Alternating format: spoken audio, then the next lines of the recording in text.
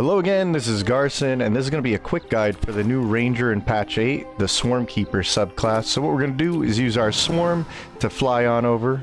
We're going to summon the Swarm as a mage hand, and we're going to throw this bottle of water at an unsuspecting enemy. And now we're going to go ahead and mark him for death. And now we're going to tell the jellyfish to attack with the power of lightning. We'll use the jolt shooter and zap him for big damage. Big damage. Kaboom! So, if you want to go ahead and use the Swarmkeeper, let's go ahead and dive into a quick guide. As always, we're going to bust out some notes. I'm going to reload. We'll get right into it because this is a quick guide, right? So, Swarmkeeper is the new subclass for Rangers. And maybe you said, I want to channel the power of the swarms, or maybe you just like jellyfish because you live under the sea. But a big thank you to all those supporting and watching the channel. I appreciate you guys. The Swarmkeeper is going to be cut down to some segments. You can just follow along or cut around as you need to. And in this video, a quick guide is not optimizing the fun of it, but we're not really doing the strongest multi-class or build or anything. Just 12 pure levels to get to the point. Do your thing really well, and I have bigger, explanations, breakdowns, multi-classing, build ideas in other videos I'll link, okay? So let's just have fun with it, get right into it. I'll try and make this really quick. We're on the clock. So I've played all the new subclasses and beaten honor mode with them. This is what I think is a really good recommendation. Just get in and have fun with it. But what is a Swarmkeeper?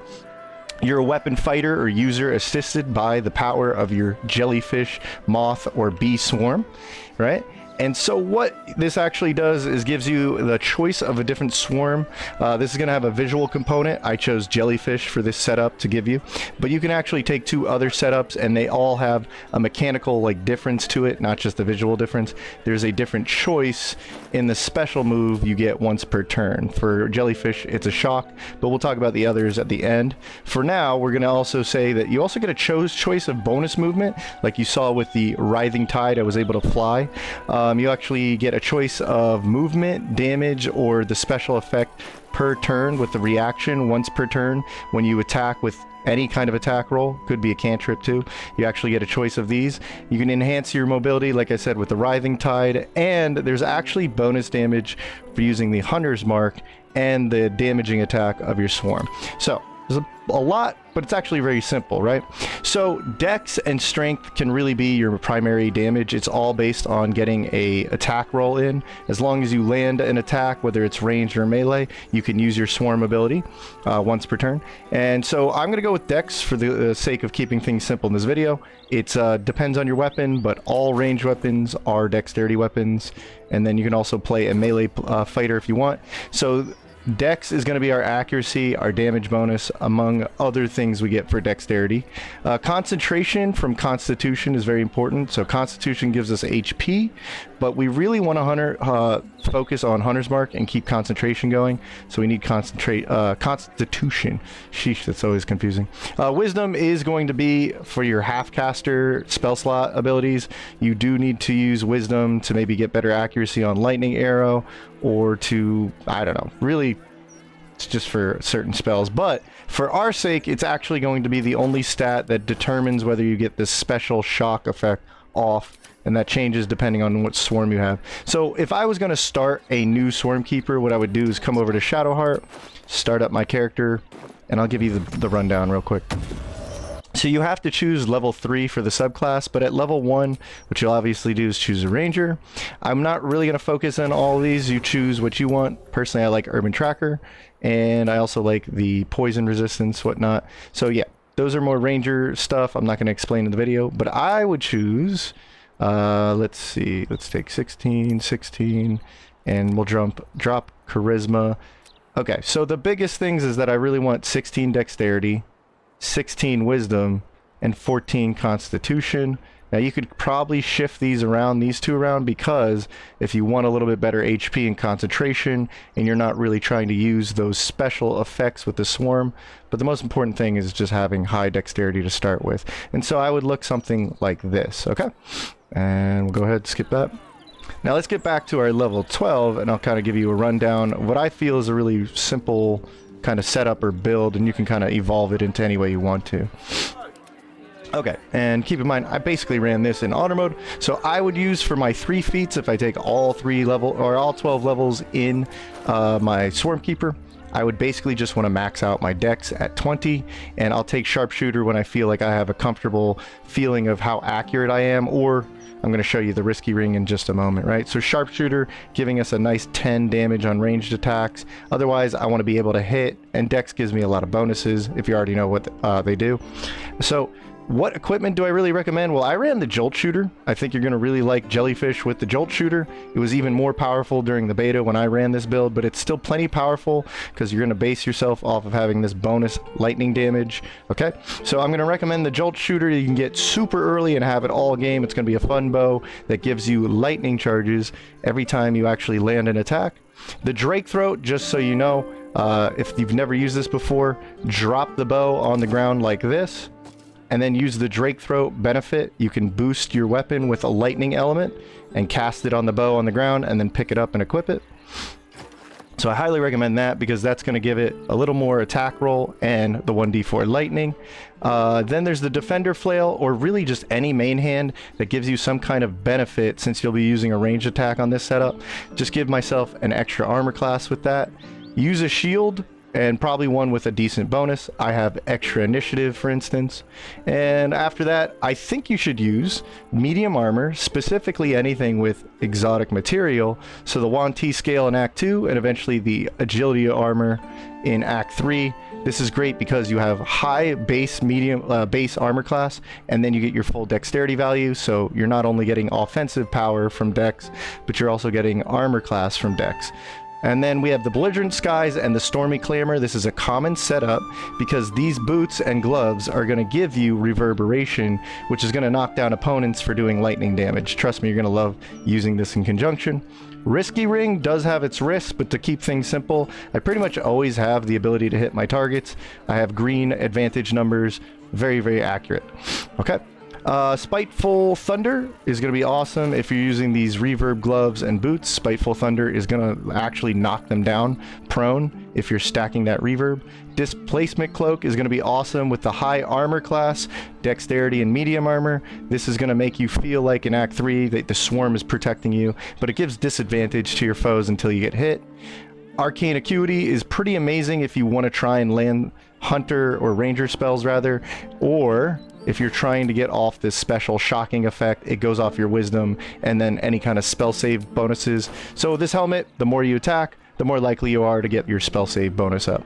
So Peerless Focus is going to be the best elixir IMO, just because you really, in this setup, want to focus on Hunter's Mark and not lose it. Every time you lose it, you're losing out on a spell slot. This is a lot of extra damage in a very simple and easy way to play this subclass. So Heroism is the next best elixir you can use just for accuracy. So how did I play? Like I said, it's really easy, and I think you're going to really enjoy this, even without any fancy multiclass. Just Hunter's Mark and shoot them. Like I said earlier, you're going to mark them, and this is a concentration spell, so try not to get hit or try not to slip on ice. But other than that, you're just going to shoot, and you're going to get prompted a reaction, and you can choose, do you want to teleport? Do you want the bonus lightning damage, or do you want to try and shock them, maybe disarm them at a higher level? Shocking just means they can't do an opportunity attack, and also that option is going to change if you say you went the moths, which could blind somebody, or you can go with the bees, which could push them instead. So it's stupidly simple and fun. Really all it is in Act 1, I just grabbed the Jolt Shooter. Like I said, you can grab this right off the bat. Once you get to the Blighted Village, go to Joaquin's Rest. You can get this bow really quickly. It's one of 3 options at Joaquin's Rest for saving the Duke's assistants or whatnot. Apply the Hunter's Mark and just shoot a target. Make sure you're reapplying the Hunter's Mark. Even though you killed somebody, you're going to be concentrating on this. It's going to give you a little bonus option here on the side. Just use your bonus action to reapply it. So you'll always be using your action to attack and likely your bonus action to either fly around the battlefield or just apply Hunter's Mark. Super simple. Lots of damage too. So use the bonus swarm damage, set it to maybe auto. What I mean by this is in your reactions tab, I personally like being asked, so that way I can optimize when I get the bonus damage, or maybe I already killed the guy and I can teleport. So I like it asking me, but a more simple play is just turning these off, right? Like turn this off, turn this off, turn this on, the bonus damage, and make it never ask you, so it's always just passively doing damage. Okay, personally, like I said, just turn this back on. All right, so have the option available, limited spell slots. So like I said, try to use range to your advantage so you're not getting hit and therefore losing Hunter's Mark and have to recast it. It's really detrimental at the early stages. All right, so don't take hits so you don't lose concentration. And instead of the damage, sometimes you actually want to use the teleport ability when you attack somebody and you get the swarm options. Instead of bonus damage, you might want to get away to safety.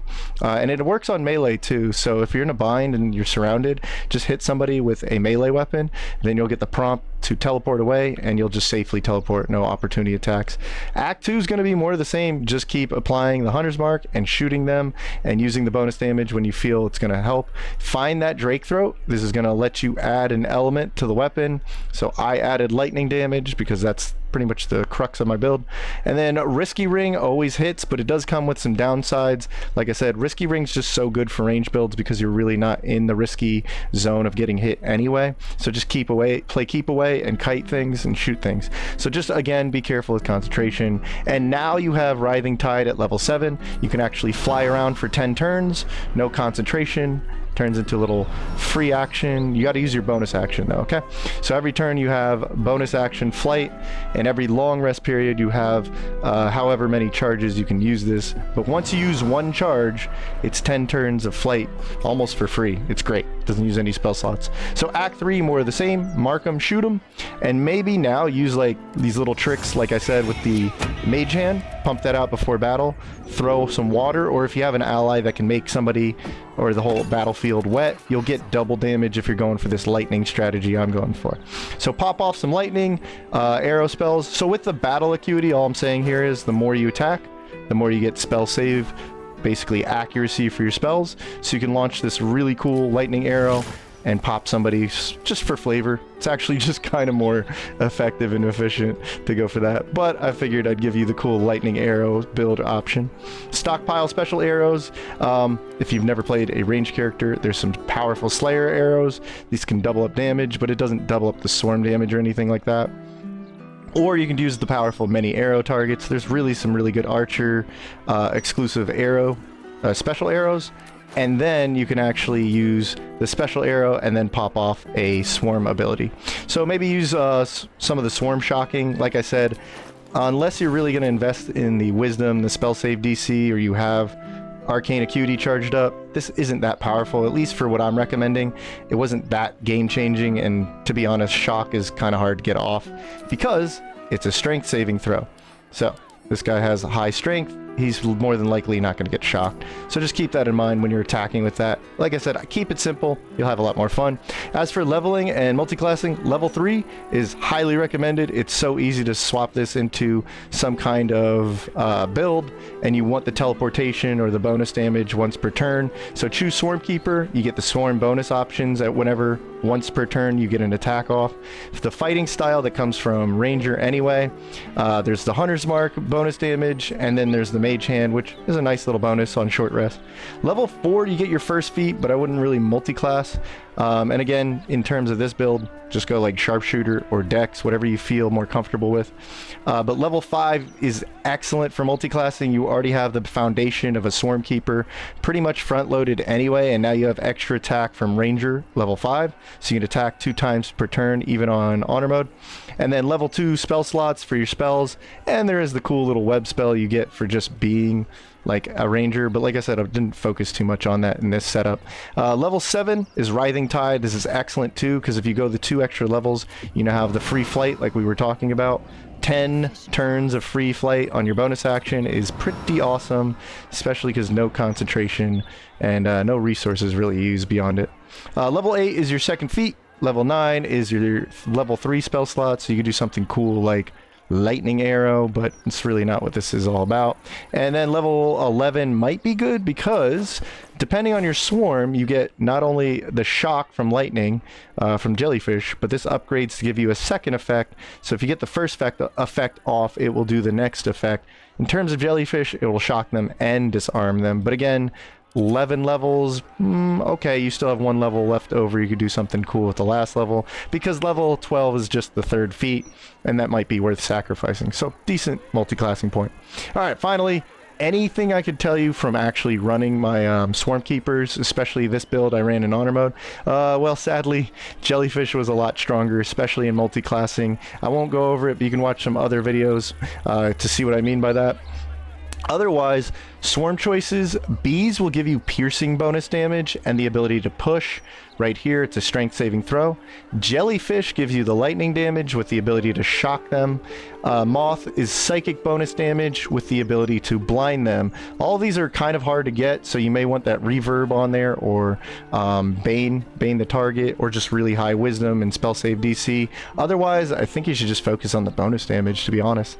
Swarm once per turn, the choices once again are damage, teleportation, and special. So right here, you have the teleportation, and it even gives you a little bonus armor class later on at level 11. You have the bonus damage, barely goes up a little bit at level 11. And then finally, each swarm has its own unique special, which gets a little bit better at level 11. Pretty high investment for that. Then there's set the swarm reactions, just as a reminder. Change this to auto or not. Just make sure you have this actually set in your reactions bar. It's once per turn, it's hard lock, there's nothing you can do about that. Rangers are not exclusively bow users. My next pure range Swarmkeeper ranger, I'm gonna use like a psychic smiter, melee moth guy.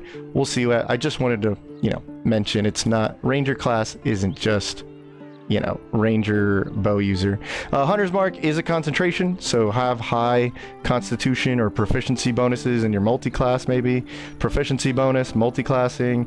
Peerless Focus is my recommendation because it gives you advantage, so you can hold on to the concentration of Hunter's Mark. It really is your bread and butter spell. It gives you 1d6 bonus damage to your attack when you land it, but it's also going to give you a 1d6 bonus damage from Prey's Scent, and that will be whatever swarm damage bonus you have. So keep that in mind, it's a lot of extra damage, especially lightning. You can double up with water.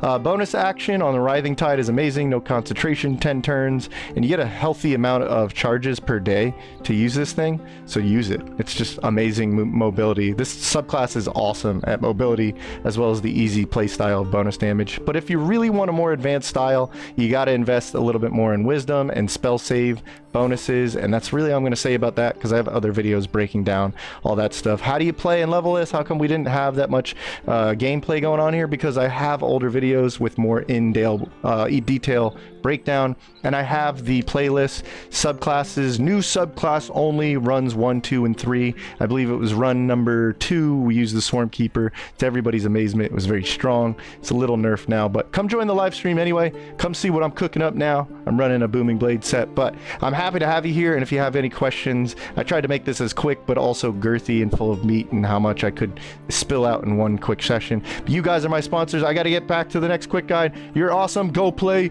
the new Swarmkeeper.